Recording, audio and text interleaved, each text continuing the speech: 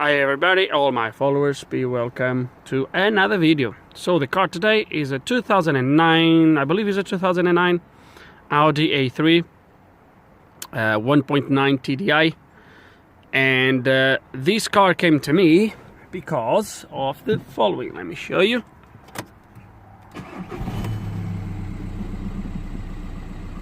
So forget about the seat belt and the handbrake and fuel. we have 1, 2, 3, 4 lights. Okay, I do strongly believe they are all caused because of that one, and we're gonna try to get it fixed. Now, I was asked to look at this car. This car belongs to a colleague of work of my missus, and I was not planning to do this, so I'm gonna have to rush a little bit through this job, but hopefully I will be able to capture the most important bits. The main reason is because you might have, or you might see the videos for the Mini Cooper S and the Corsa. They are here for way too long. I just want to get this fixed and done. And I was planning to work a little bit more on at least the Corsa this afternoon. I just left night this morning. I was really tired. I had a few hours sleep in the morning, so I couldn't come and work straight onto this. But we are here now. I'm going to try to fly through this and get it done. When I was asked to look at this, I was pretty much told what the problem was, and that's what I'm going to show you. And my problem is down there. Can you see it? So yeah, the tensioner came off. Obviously the belt came off. The tensioner looked to me like it's broken, smashed up. Especially when you look at the new one, which I already have in there. So I have all the new parts here ready to go. And I think we're just gonna get our hands dirty now, start this up and finish it as quick as possible. So I'm gonna start to remove some bits and bobs to get to down there, and but hopefully I'll take you through. Okay, and I will start by taking these pipes off here. To take this pipe. Hold on, we need to take these off here as well. Hold on. I might take these off, yeah. If I lose this up, it will be quicker.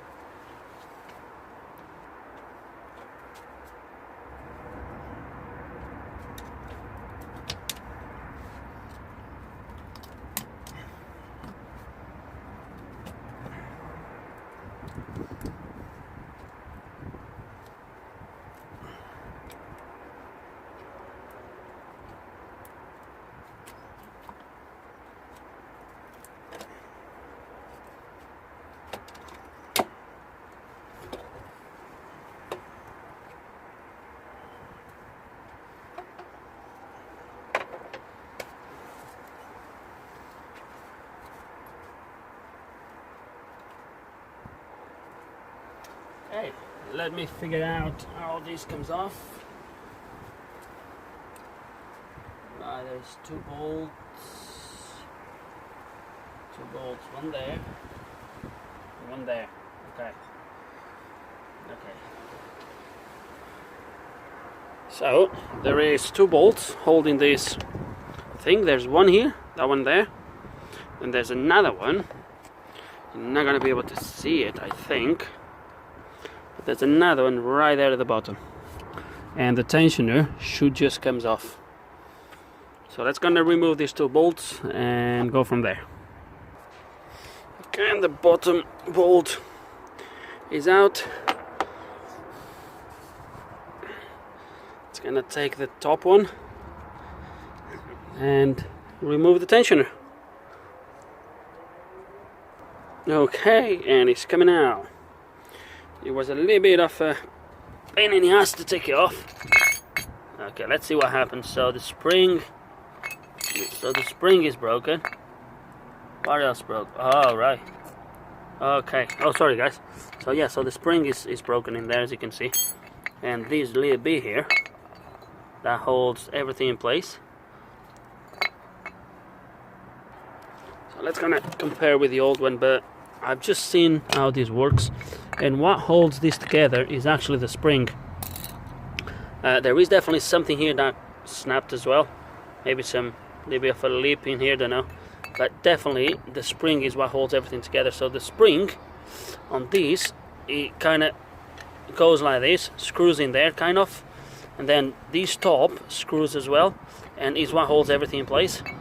And obviously the spring snapped and the whole thing just came off. The new one is here. I've been looking, tried to see if I could see the belt. I can't see the belt, so I can only assume that either the belt just dropped on the road through the backs maybe, or they removed the belt. I'm not really sure. Anyway, just a quick tip. So I had to remove the fuel filter to take the thing through here, and these two bolts here and here, so I could also twist this a little bit to give us a little bit more access. And now we're going to thread the belt and put a new tensioner, and hopefully that will be it. Okay, so everything is kind of in place. So the belt is really easy to thread. There's only the crankshaft pulley, the air con, and the alternator, and just goes all the way around, and then the tensioner stays here on top. I already put these two bolts here, so one in there, and the other one is already also in place. Just need to tie them up.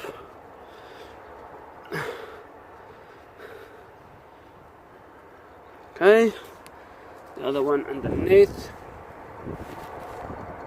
Oh, I can't do it this way, sorry. I think I'm gonna have to get on the way. Oh, you can't do this if you have big hands, definitely. You're gonna struggle if you have big hands. Okay, let me excuse me, let me tie these bolts up. I'm not sure about the torque for this. In case if you're interested, I will leave in the description below. I will check the torque before I torque them down, and then I will put it on the description, okay? And then we'll carry on from there. Okay, and everything is in place. Bolts are tight. The belt is in place. I already checked, make sure the belt is on in all the grooves. Obviously I can easily see here, and the compressor underneath, but the crankshaft is right at the back, the pulley. But I already checked, the belt is in the correct position. So now we're going to take the pin. To remove the pin, what I'm going to do is I want to take a little bit of tension first, because otherwise to drag this pin out with all the tension from the spring is going to be a little bit difficult. So what we're going to do, I'm going to use one of these extensions, one of these extensive ratchets, okay, spanners, and we're going to take tension like this. If you look in there, like see, and now we'll take the pin off. Now we're going to release it. There we go. Job done. Tension is good, everything's sweet. Now we're going to put everything back on, start the engine, and hopefully, fingers crossed, all my faults are gone.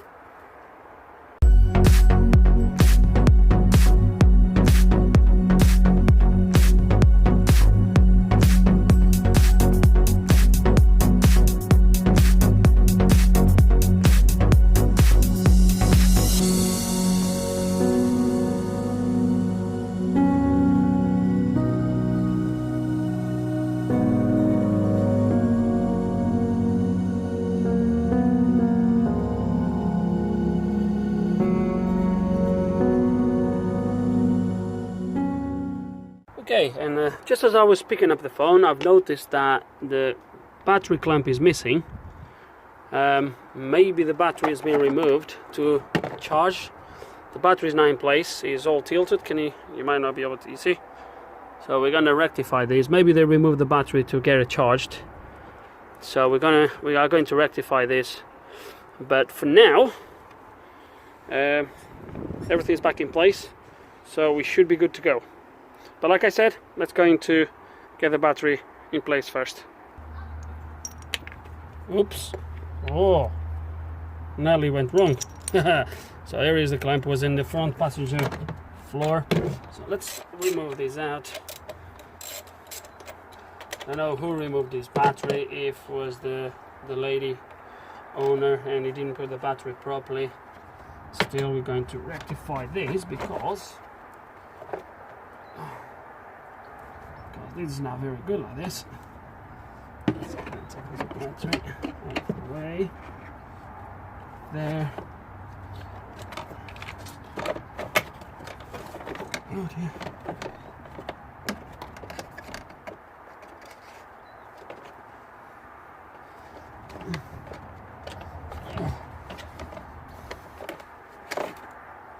Yeah, I know I was not asked to do this, but I can't just leave it like that because it just doesn't look right to me to leave it like that. So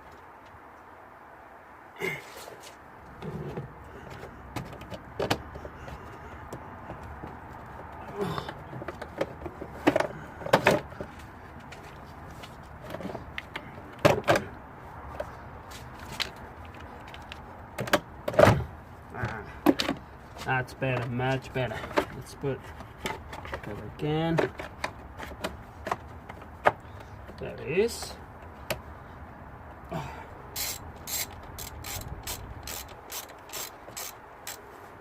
don't know if you can see from there, but this terminal is a little bit dirty.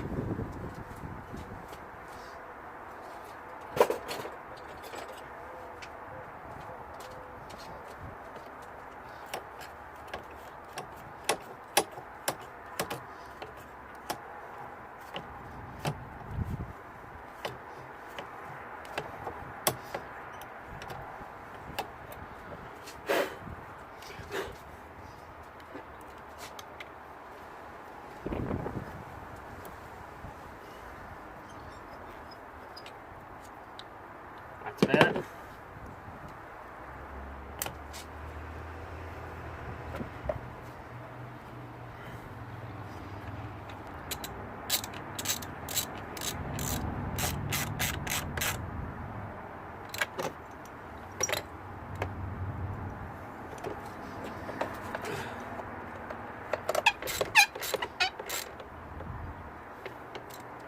Alright, that sounds much better now.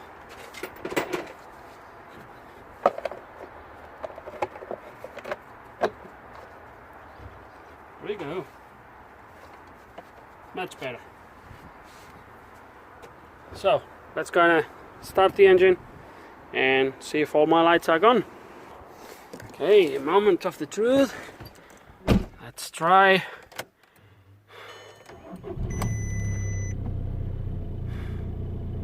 Okay, I still have my steering, airbag and ESP. My alternator light is now gone, obviously. Guys, I don't know if this is related or not.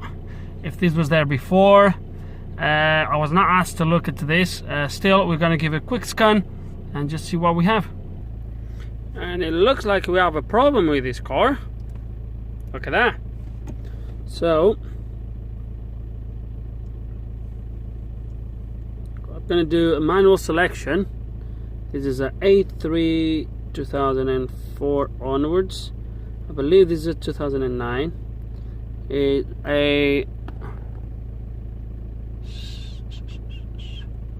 the 5-door. Let me check the engine. Okay, and the engine on this is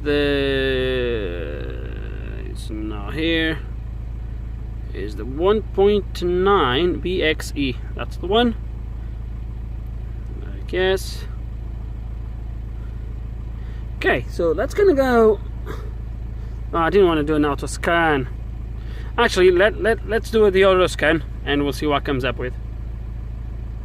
Okay, and while it does that, just to highlight that it's charging okay, 14.23 volts, so alternator is good. There is loads of faults everywhere, as you might be able to see. I would guess some of these would be for low voltage because obviously it looks like the battery has been removed to charge, so probably because it was not charging, the battery went too low, etc. I don't know the background really, so I guess for the battery to be not in place, the clamp here on the floor. They must have removed the battery to recharge. So I can only guess that some of these faults are going to be for that. But what we're going to do, I'm not going to even look through these faults. We're just going to clear them and see if anything comes back. Okay, and the scan is finished. We are going to turn off the engine key on. Okay, that's going to erase everything. There's one fault on our ESP, which most likely is going to be causing, or airbag module, which most likely is going to be causing all these problems. But like I said, guys, this is just bonus footage. I'm just doing this for goodwill, because I was not asked to do this. I was only asked to look at the belt. The electronics, steering assistance, brakes and air conditioning. So let's gonna see what my brakes are telling me.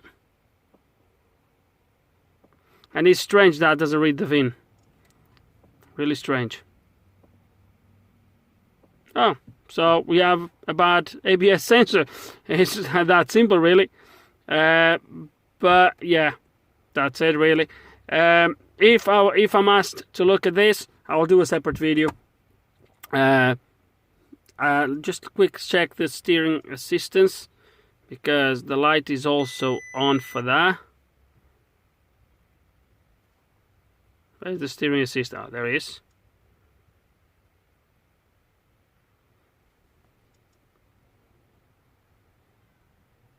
Steering angle sensor. It might be that it's just I removed the battery. They removed the battery.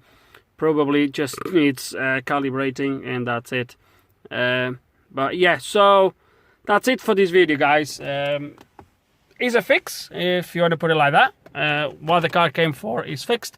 I don't know how long is the video. I don't want to dwell on this anymore. So hope that there is some information on this video you might find it useful if you are a DIYer that is trying to attack this job. A few tips, I guess. Nothing rocket science. You definitely need to remove that intake pipe. Obviously, you need to take the fuel filter. Will give you way better access. In my case, because the spring was out of place, etc., it was a little bit fiddling to take the old one, because was open and was no room in there to move it, but I got there in the end. And that's it, guys. Really, hope you enjoyed the video. If you do have any questions, any comments, please put them below. And like always, thanks for watching.